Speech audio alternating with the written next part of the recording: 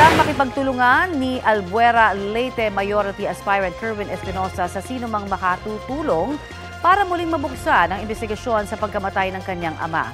Sa press conference matapos maghain ng COC, sinabi ni Espinosa na ipinapanawagan niyang buksan ang kaso sa Pangulo, Kongreso at kahit sa International Criminal Court.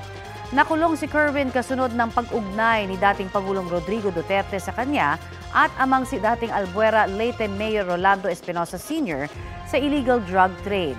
2016 nang mapatay ng mga pulis sa isa umanong shootout sa kanyang selda ang nakatatandang Espinosa.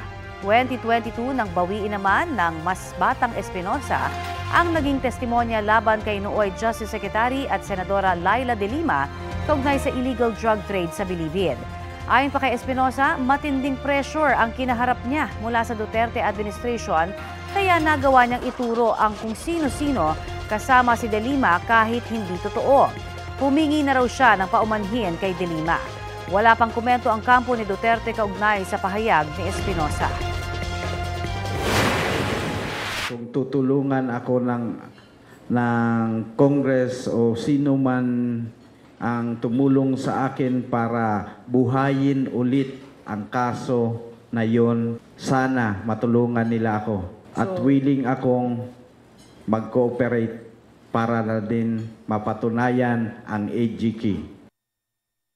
Kapuso, para sa mga maiinit na balita, mag-subscribe sa GMA Integrated News sa YouTube.